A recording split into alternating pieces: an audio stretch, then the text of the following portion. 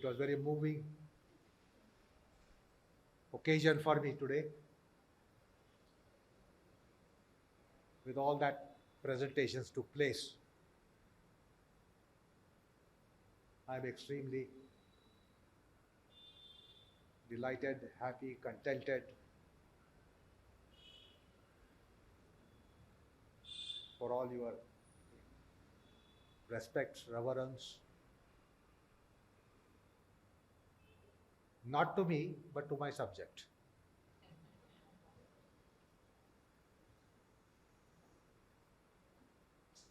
Otherwise, I am just another mortal.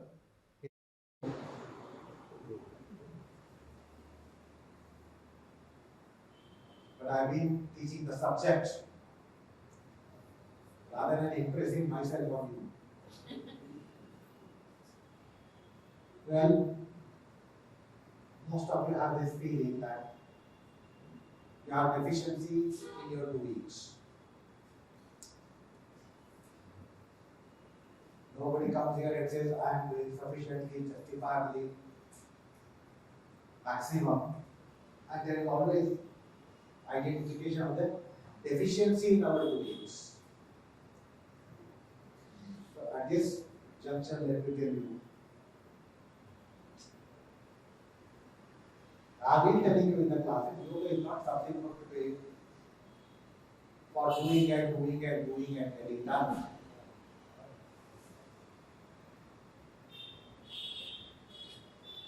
It's a subject which has eternal history, timeless history. So somewhere we have to realize that in our pursuit of yoga, there is much for us to hear about.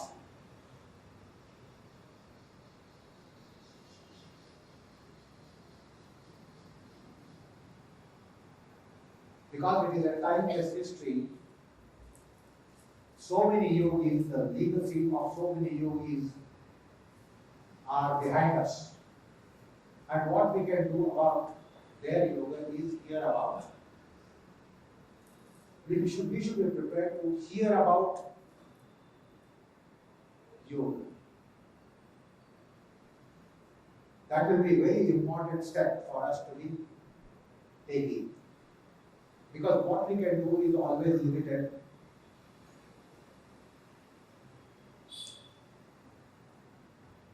On the time belt, we cannot have a reverse journey. So ours is always a forward journey. And with a forward journey in our life, we know what happens. If you are young, you will become old. If you are old, you will become older. You will become older and older and older. And then you will become decrepit. Waiting for the crossover. So, our abilities are going to be dwindling. The percentage of depreciation is enormous. So, as long as we are looking at that, how much can I do, how much more can I do, etc., we are not on the right track. In yoga, in adhyatma, the shravana is of great importance. Now you might say that we don't get people around us who should be heard. So there is dearth of people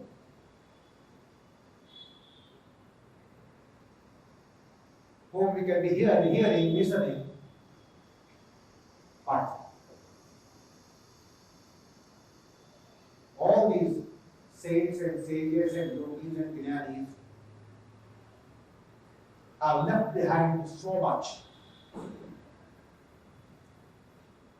Then some of you might think that we must be reading a lot. In Adhyatmic tradition, it is not reading. If you want to read, read newspapers, news magazines, read popular literature.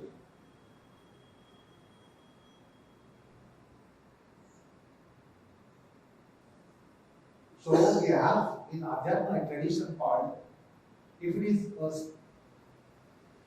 a scripture or gospel of great sages and seers such as Ramakrishna Paramahamsa, Ramana Maharshi, Gyaneshwars and Tukarams. Now we cannot hear them. What is the way out? It's not just reading them, understanding them, having the thought process over that. We have tradition of, if it is Gyaneshwari, it is Gyaneshwari Parayana. If it is Datta Charitra, Parayana. Srimad Ramayana, Parayana. Parayana means it is not just to read. You hear what you read. You hear what you read. In Adhyatma, we don't have Vachana Sadhana. In Adhyatma, we don't have tradition of Vachana Sadhana, reading mode of practice. It is something to be read which is heard. You yourself will read or you yourself will be hearing it. So hearing is an important tool for evolving a spiritual process. Now if you have no one to be worthy of being heard, you should hear yourself.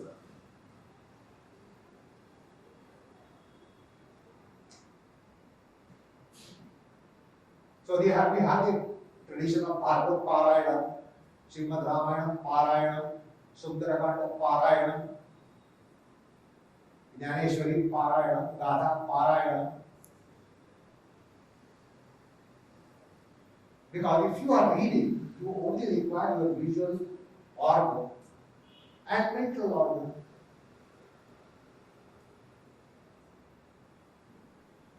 So in Adhyatma, lot has to be heard. Is an important dimension of sadhana.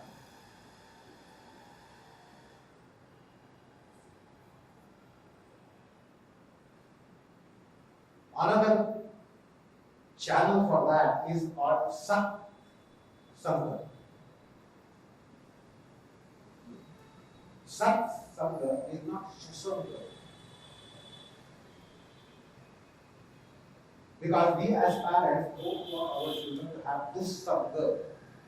And we take care to see that our children have Susanga, not Dusanga. Dusanga is bad company. Susanga is good company. So Satsanga is not Susanga, good company. It is Sangha with Sat, not Sangha with good.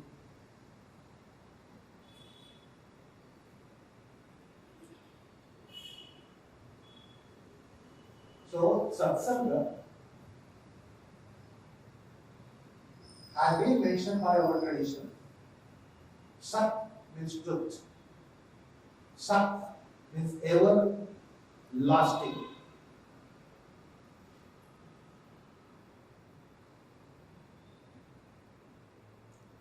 The Sat is never temporary. And that is why the word Sat, Sat. It has other facets which are Sat Sangha, Sattva Sangha, Satya Sangha, Sadhu Sangha, Santa Sangha. So all these different facets are facets of truth and facets of eternal, not ephemeral. So in Satsanga, we get to hear a lot. Particularly in our times.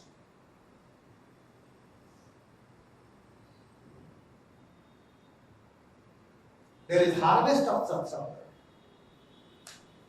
because of technology. A couple of decades back, we could not take the post of satsanga as much as we are able to take it today.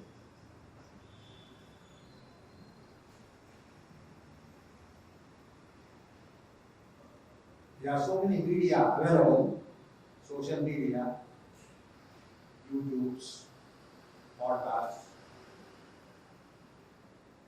Instagrams. So you must proper select which is the one where there is satsanga and not vyavahar sanga. Vyavahar means business of life. Because you will look into Google, you will go to YouTube for your vyavahar. So not to get derailed in vyavahar sanga, which is available on media of our times. So there is no dearth of hearing about the Lord, hearing about the eternal.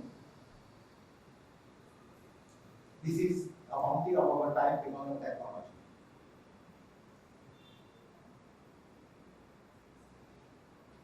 Another thing about satsang, it is not an external input merely, because that's how we take it. So we say, I go to satsang every day evening. I go to satsang quite frequently. And here, so it's an external input. But the matter of satsang is not merely external input.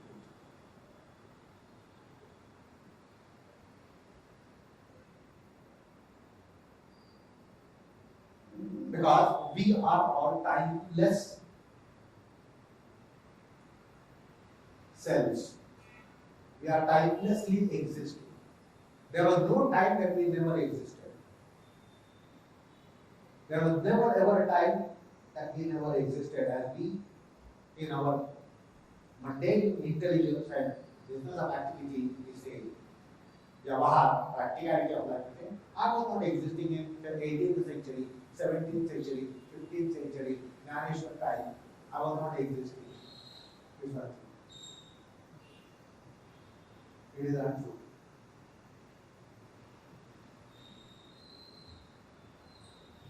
So we have been existing from time without beginning. We have been existing from time immemorial. There was no such time that we never existed. There will never be any time that we won't be existing.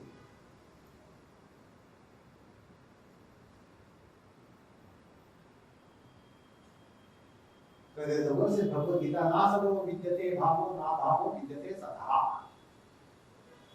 A sat is something where you can't say it was not existing and it will not be existing. Retrospectively and prospectively. And then it's not sat. It is ephemeral. So what satsanga does, it seems to be external input. And many times we don't do it. Why? I have no time. I have no priority. I have no time. But that is not true. So in satsanga, something will happen. What is it? It's not just extraneous input, external input, because it is telling us about what is truth, what is true, what is eternal.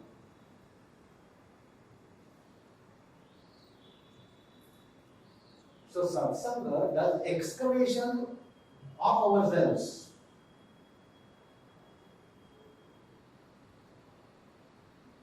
It will excavate our own consciousness, which has been existing in the Ramayana time, Mahabharata time, Dhruva Prahlada time. Dhruva Prahlada time was prior to Ramayana. Whatever it was. So we have been existing in all those eras, all these eons. And the samskars are there. And therefore, satsanga does excavation within us. It is not just external input coming to us. Because it is speaking about eternal values which are there. Today we end up saying the word is wicked. Word is not good. Word is very, very, very wicked. Unscrupulous. And sometimes we say the past was better. When the past was better, we were there. So usually satsanga is understood as it's an external input. It is not that because it is sat. It excavates a sat within us, which might be perhaps lifetime ago, 10 lifetimes ago, hundreds of lifetimes ago, thousands of lifetimes ago. All those are there within us. Now most of us today we say, I don't know Sanskrit. I don't speak Sanskrit. I don't understand Sanskrit. But in your previous avatars, when you never had English, what did you speak? What language did you speak? So we have impressions and samskars, subliminal impressions of Sanskrit, the Sanskrit Vaangmaya, the Sanskrit literature. We have in our samskar portion what is not today around. So yoga, the satsanga does excavation. So it will be slowly surfaced.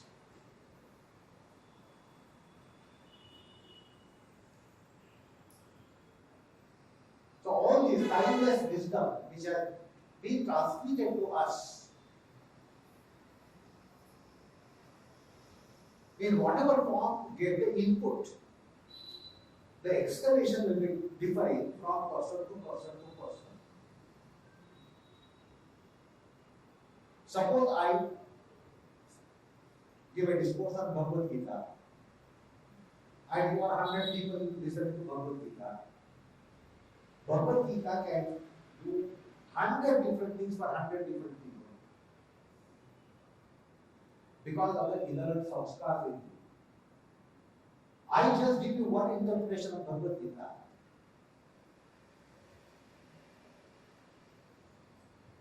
But each one will conceive, construe, understand, recognize the purport of Bhagavad Gita differently.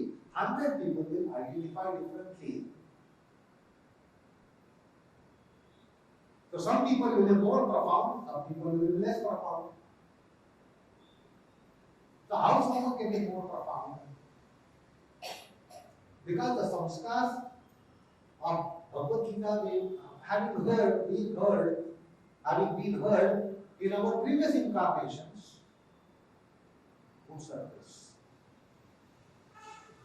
So satsanga is not just to go out and go get something from out. Satsanga does the excavation within us. We are a great mind. You and me existed during the time of Sri Rama, during the time of Sri Krishna, during the time of Narasimha, or all the avatars. So we got different inputs in different eras. Where are they now? They are all within us. How will you get them on the surface? It has to be excavated. The word is excavation. Excavation is excavation. So satsang is a marvel, it does the excavation. About excavation, let me tell you something before I close today. Suppose it's a gold mine, suppose it's a diamond mine. Gold mine and diamond mine, valuables, these are incredible valuables.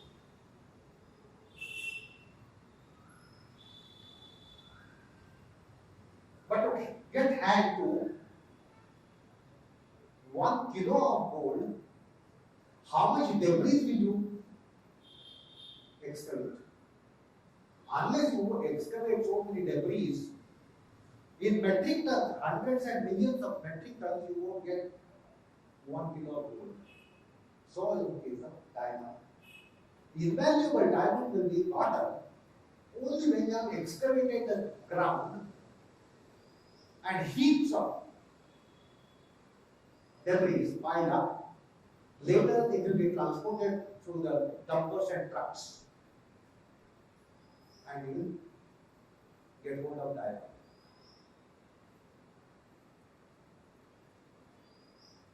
So satsanga is a mighty act.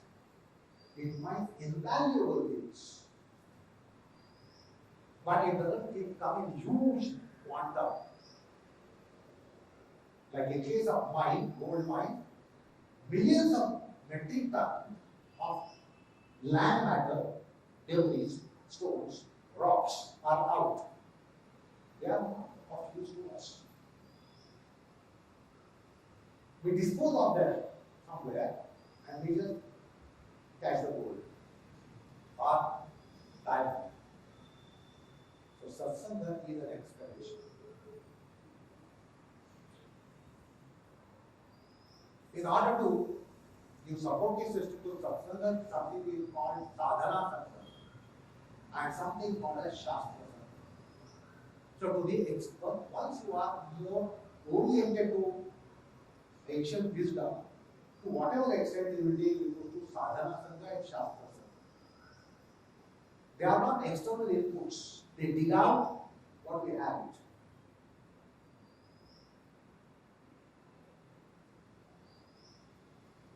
So we might have heard Ramayana 10, 15, 100 lives ago. Now what must have been the caliber Ramayana heard some thousands of years ago or hundreds of thousands of years ago? Now that can be had. We have the impressions. Now that can be had on the surface. You don't have to read every single thing in spiritual pursuit.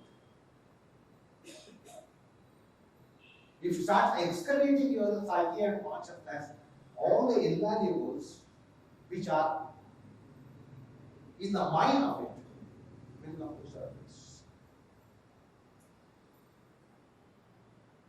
That's why we have a precept coming from timeless time, satsanga, shastra sanga, sadhana sanga. So these ideas should be clear to us. Don't just get a mat and put on your shorts and t-shirts and do something. You want all solutions to come to you by putting on shorts and t-shirts. You want to have all solutions coming to your way by doing a few asanas and put pranayama. That is, we have not understood the very ethos of yoga. Ethos of yoga is founded on principle of yajna, dana, tapas. These have been described, mentioned in my book. Satsanga, sadhana sanga, shastra sanga. Sattvic ahar, sattvic vyahar, sattvic vichar, sattvic achar. So we must take recourse to the entire scheme of things and not just spread a mat, lay the body on it and do something with the body, do something with body, mind and breath. So therefore, sometimes we have to understand what really yoga is. Let's have a better clarity than we have today. Then yoga will work. Yoga works not by extraneous inputs. Your yoga doesn't depend upon me. Your yoga doesn't depend upon your teacher outside, your guru outside, your preceptor outside. Yoga pravartate. This is the theorem. Yoga pravartate. Yoga makes you out of yoga. Yoga comes out of yoga. So yoga will generate yoga. Therefore, we have to understand what really yoga is. Anyway, I don't want to say much today, except somebody posed the question to me, and will just give an answer to that. Somebody had a question. What is my desire for the next life?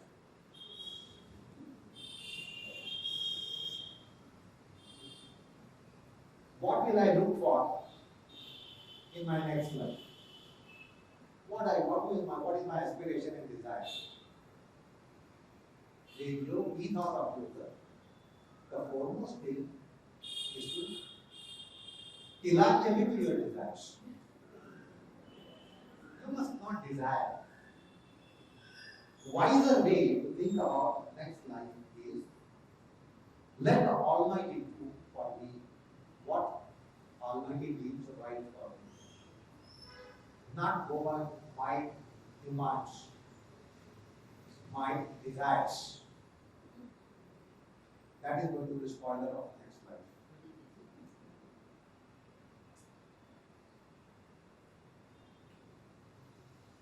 So what Almighty deems fit for me to get in my last life, the next life, I should get it. Whether it is desirable for me or not, immaterial. Whether it is claimant for me or inclement, immaterial. I want Him to take decisions on my behalf. I don't want to take decisions on my behalf. Particularly for next life, which is completely unknown.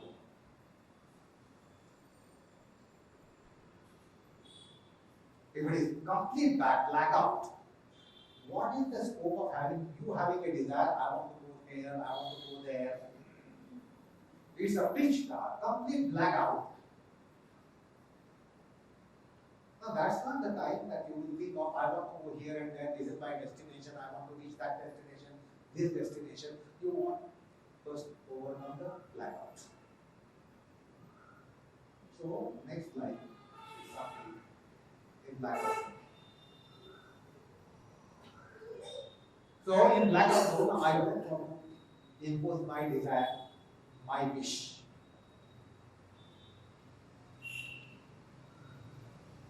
Did I say answer to the question? Most of all of you for giving me wonderful time.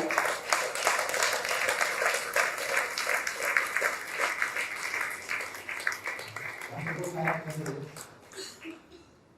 I hope it was also wonderful for you.